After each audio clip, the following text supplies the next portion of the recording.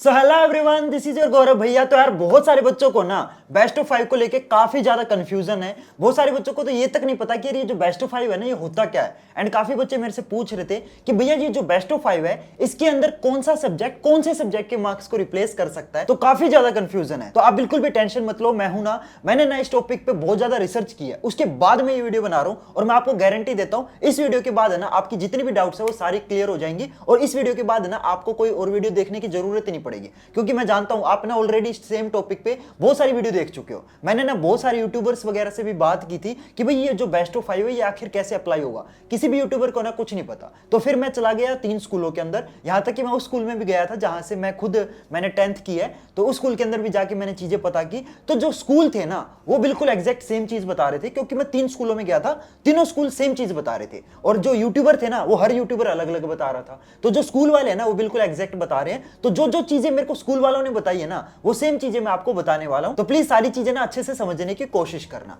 तो देखो बहुत सारे स्कूल ऐसे होते हैं जिसके अंदर बच्चों को 5 सब्जेक्ट मिलते हैं, और कुछ स्कूल ऐसे होते हैं जिसमें बच्चों को 6 सब्जेक्ट मिलते हैं। तो अगर आपके पास 5 सब्जेक्ट है, अगर आप ऐसे स्कूल के बच्चे हो जिसको 10th के अंदर टोटल 5 ही सब्जेक्ट मिले हुए हैं, कौन कौन से 5 subject? Hindi, English, science, SST और मैथ। अगर आपके ये 5 सब्जेक्ट है ना तो आपको टेंशन लेने की जरूरत नहीं है। आपका जो रिजल्ट है ना वो इन्हीं 5 सब्जेक्ट से मिलके बन जाएगा, क्योंकि जो आपका फाइनल रिजल्ट होता है वो 500 में से कैलकुलेट होता है, 600 में से कैलकुलेट नहीं होता। ठीक है, अगर आपके पास 5 सब्जेक्ट हैं तो आपका बेस्ट ऑफ 5 वाला चक्कर है ही नहीं। आपका सिंपल उन्हीं 5 सब्जेक्ट में से जो रिजल्ट है वो काउंट हो जाएगा। ठीक है, तो आपको टेंशन नहीं लेनी। लेकिन अगर आपके पास 6 सब्जेक्ट है ना तब आपका जो बेस्ट ऑफ 5 है वो लगेगा। और वो कैसे लगेगा वो मैं आपको समझाता हूं। तो देखो यार, आपका जो सब्जेक्ट का डिस्ट्रीब्यूशन होता है ना वो कैसे होता है मैं बता देता हूं पहले। तो आपके टोटल 6 सब्जेक्ट होते हैं, राइट। तो जो पहले 2 सब्जेक्ट होते हैं ना ये होते हैं आपके लैंग्वेज वाले सब्जेक्ट। ठीक है, इसके बाद अगले जो 3 सब्जेक्ट होते हैं ये होते हैं आपके मेन सब्जेक्ट, राइट। और जो लास्ट का छठा सब्जेक्ट होता है ये होता है आपका एडिशनल सब्जेक्ट। इन 6 सब्जेक्ट में से आपका एक सब्जेक्ट ऐसा होता है जो कंपलसरी होता है। कंपलसरी का मतलब क्या है कि आप अगर 10th में हो ना, कोई फर्क नहीं पड़ता आप कौन से बोर्ड से हो, चाहे आप सीबीएसई से हो चाहे स्टेट बोर्ड से हो, हर बच्चे के पास बस वो 10th का होना चाहिए। हर 10th के बच्चे के पास वो एक सब्जेक्ट कॉमन होगा, वो है आपका पहला सब्जेक्ट जो कि होता है इंग्लिश। ये एक आपकी लैंग्वेज है और गवर्नमेंट चाहती है कि हर बच्चा कम से कम इंग्लिश तो पढ़े। क्यों? क्योंकि इंग्लिश आपकी एक इंटरनेशनल लैंग्वेज है। तो कम से कम हमारा इंडियन बच्चा जो है वो इतना काबिल हो कि वो दूसरे देश में जाके इंग्लिश बोल पाए। इसीलिए जो इंग्लिश सब्जेक्ट है वो कंपलसरी होता है। जो दूसरी लैंग्वेज होती है ना, जो सब्जेक्ट 2 है वो भी आपकी लैंग्वेज सब्जेक्ट होगा। इसमें चॉइस होती है बच्चे के पास। मैक्सिमम बच्चों के पास हिंदी होता है। ठीक है, मैं यहाँ पे हिंदी लिख लेता हूं, लेकिन यहां पे भी बच्चों के पास चॉइस होती है। ज्यादातर जो बच्चे स्टेट बोर्ड के होते हैं ना, जैसे मान लो अगर मैं फॉर एग्जांपल पंजाब से हूं, ठीक है, तो मैं पंजाब से हूं तो मेरे को हिंदी से ज्यादा बेटर पंजाबी लैंग्वेज आती होगी। इसीलिए जो बच्चे जिस स्टेट के अंदर होते हैं ना वो उस स्टेट की लैंग्वेज को प्रेफर करते हैं। तो अगर कोई पंजाब से है तो वो पंजाबी लैंग्वेज को प्रेफर करेगा, एंड अगर कोई बच्चा महाराष्ट्र से है तो वो मराठी को प्रेफर करेगा, राइट। लेकिन मैक्सिमम बच्चे जो होते हैं वो हिंदी लैंग्वेज को प्रेफर करते हैं। तो समझ आया आपको कि पहले 2 सब्जेक्ट जो होते हैं वो आपके लैंग्वेज सब्जेक्ट होते हैं। क्लियर? इसके बाद तीसरा, चौथा और पांचवा जो सब्जेक्ट होता है वो आपका मेन सब्जेक्ट होता है। और वो कौन कौन से होते हैं? Maths, science and SST. ठीक है, ये आपके 3 मेन सब्जेक्ट होते हैं। एंड इसके बाद जो आपका छठा सब्जेक्ट आता है वो होता है आपका एडिशनल सब्जेक्ट। इसके अंदर ज्यादातर बच्चे जो हैं वो कंप्यूटर एप्लीकेशंस लेते हैं। कंप्यूटर एप्लीकेशन ले लिया किसी ने, या फिर आईटी ले लिया, या फिर एआई ले लिया।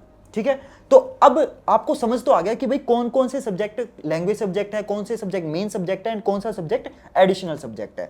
तो देखो, जिन बच्चों के पास 5 सब्जेक्ट होते हैं उनके पास ये 5 सब्जेक्ट होंगे, एडिशनल सब्जेक्ट नहीं होगा उनके पास। तो उनका जो रिजल्ट है वो इन्हीं 5 सब्जेक्ट से यानी कि टोटल 500 में से कैलकुलेट हो जाएगा। क्यों? क्योंकि हर सब्जेक्ट आपका 100 नंबर का होता है। तो टोटल 5 सब्जेक्ट हैं तो 500 नंबर हो गए टोटल, उसमें से परसेंटेज कैलकुलेट हो जाते हैं। लेकिन जिन बच्चों के पास एडिशनल सब्जेक्ट है उनके टोटल 600 मार्क्स बन जाते हैं, राइट। क्योंकि 6 सब्जेक्ट है, हर सब्जेक्ट 100 नंबर का है तो टोटल 600 नंबर हो गए। तो उनको दिक्कत आती है क्योंकि रिजल्ट आपका 500 में से बनेगा लेकिन टोटल इनका 600 नंबर हो गए। तो इस केस में जो आपका रिजल्ट है वो कैसे कैलकुलेट किया जाएगा, देखो मैं बताता हूं। यहां पे ना एक ट्रिक है, ध्यान से समझने की कोशिश करना। जो इंग्लिश है ना वो आपका कंपलसरी सब्जेक्ट है। तो इंग्लिश सब्जेक्ट के मार्क्स को कोई भी सब्जेक्ट रिप्लेस नहीं कर सकता। अगर आप इंग्लिश के अंदर फेल हो जाते हो तो आप फेल माने जाओगे, चाहे बाकी सब्जेक्ट में आपके फुल नंबर आ जाए, चाहे कंप्यूटर में भी फुल नंबर आ जाए। अगर आप इंग्लिश में फेल हो तो you will be considered fail. English के मार्क्स को कोई रिप्लेस नहीं कर सकता क्योंकि इंग्लिश आपका कंपलसरी सब्जेक्ट है। एंड बाकी बचे हुए जो 4 सब्जेक्ट है इनके मार्क्स को रिप्लेस किया जा सकता है। कौन रिप्लेस कर सकता है मार्क्स को? ये आपका जो एडिशनल सब्जेक्ट है ना, ये आपके इन बाकी बचे हुए 4 सब्जेक्ट के मार्क्स को रिप्लेस कर सकता है। लेकिन इसमें एक कंडीशन है। क्या कंडीशन है? मार्क्स तभी रिप्लेस होंगे जब आप उस सब्जेक्ट के अंदर फेल होंगे। यानी कि मान लो आप मैथ के अंदर फॉर एग्जांपल आपके 100 में से 20 नंबर आ गए, ठीक है, और कंप्यूटर के अंदर मान लो आपके 60 नंबर आ गए, तो मैथ में आप फेल हो गए, क्योंकि पास होने के लिए 33% चाहिए, तो मैथ में तो आप फेल हो। इसीलिए इस केस में क्या होगा, कंप्यूटर जो है वो आपके मैथ के मार्क्स को रिप्लेस कर देगा। तो मार्क्स तभी रिप्लेस होंगे जब आप फेल होंगे। क्लियर? लेकिन देखो मैं एक एग्जांपल देता हूं आपको।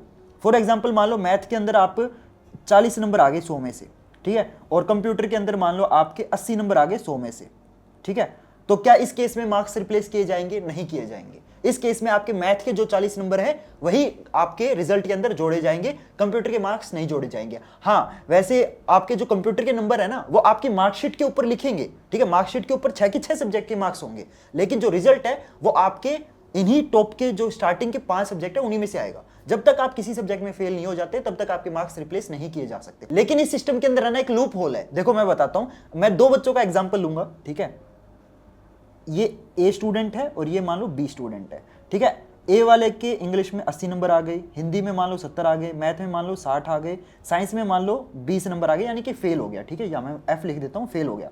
और एसएसटी के अंदर भी 60 आ गए और कंप्यूटर के अंदर 60 आ गए, ठीक है। ये हमारा स्टूडेंट ए है, उसके मैंने मार्क्स लिख दिए। एंड वहीं पे एक बी स्टूडेंट है, इंग्लिश में मान लो उसके 80 आ गए, हिंदी में 70 आ गए, मैथ के अंदर 60 आ गए, एंड साइंस के अंदर मान लो 40 आ गए, ठीक है, एसएसटी के अंदर मान लो 60 आ गए, एंड कंप्यूटर के अंदर मान लो इसके 60 आ गए, ठीक है, लेकिन ये पास है। अब मेरे को ये बताओ किस बच्चे का फाइनल रिजल्ट जो है वो ज्यादा बनेगा? अब वो सारे बच्चे बोलेंगे कि भैया ये ए स्टूडेंट तो फेल हो गया था, तो ऑब्वियस सी बात है फेल जो बच्चा होता है उसी के नंबर कम बनते हैं। ऐसा नहीं है। यहाँ पे देखो साइंस में तो ये फेल हो गया था, इसीलिए क्या होगा, कंप्यूटर की जो मार्क्स है वो साइंस के मार्क्स को रिप्लेस कर देंगे। एंड वहीं पे जो स्टूडेंट बी है उसके मार्क्स रिप्लेस नहीं किए जाएंगे क्योंकि वो साइंस के अंदर पास था।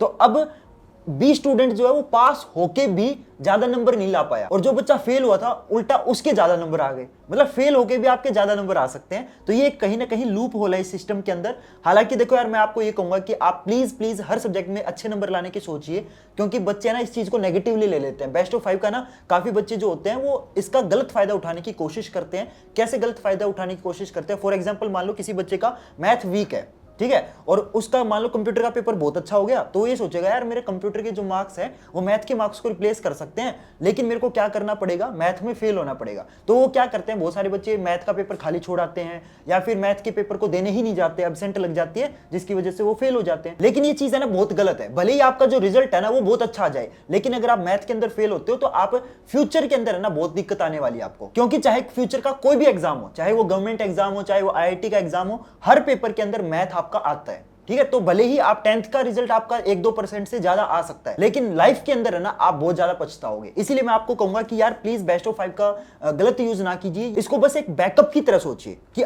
इन केस अगर आप किसी रीजन की वजह से किसी सब्जेक्ट के अंदर फेल हो गए तो उसके लिए आपका कंप्यूटर के जो मार्क्स है वो एज ए बैकअप है आपके लिए। तो इसको है ना बस एक बैकअप सोचो, इसको प्राइमरी अपनी शील्ड मत बनाओ कि भाई कंप्यूटर के मार्क्स तो है ही ना, ये मत सोचो। हर पेपर में अपना बेस्ट दो, ठीक है, और हर पेपर में अच्छे नंबर लेने की सोचो। लेकिन बहुत सारे बच्चों को ना बेस्ट ऑफ 5 को लेके काफी ज्यादा कंफ्यूजन थी, इसीलिए मैं ये वीडियो बना रहा हूं। आपको डिमोटिवेट करने के लिए वीडियो मैं बिल्कुल भी नहीं बना रहा हूं। इनफैक्ट इसको है ना मोटिवेशन की तरह लो कि भाई मैथ के अंदर हमें अपना बेस्ट देना है, ठीक है। तो होप करता हूं यार आपको ये वीडियो बहुत अच्छी लगी होगी, आपको अच्छे से सारा समझ आ गया होगा कि एक्चुअली जो बेस्ट ऑफ 5 है वो कैसे अप्लाई होता है, और क्या वो इस बार अप्लाई होगा, बिल्कुल अप्लाई होगा, ठीक है। तो गाइज प्लीज इस वीडियो को शेयर कर देना अपने फ्रेंड्स और क्लासमेट के साथ, ताकि यार उनको भी पता चल सके कि ये जो बेस्ट ऑफ 5 है ये एक्चुअली में अप्लाई कैसे होता है। और देखो यार, इस वीडियो को बनाने में बहुत ज्यादा रिसर्च लगी है, मैं 3 स्कूल विजिट किए हैं मैंने, तो इतना तो तुम्हारा बनता है कि वीडियो को लाइक कर दो यार, इतना तो बनता है। और इसी टाइप के कंटेंट के लिए यार आप हमारे चैनल को सब्सक्राइब भी कर सकते हो, क्योंकि मैं इसी टाइप का बढ़िया कंटेंट अपने चैनल पे अपलोड करता रहता हूं। तो चैनल को यार सब्सक्राइब करना बिल्कुल भी मत भूलना। तो गाइज मिलते हैं फिर अगली वीडियो में नए टॉपिक के साथ, तब तक के लिए good bye and have a nice day.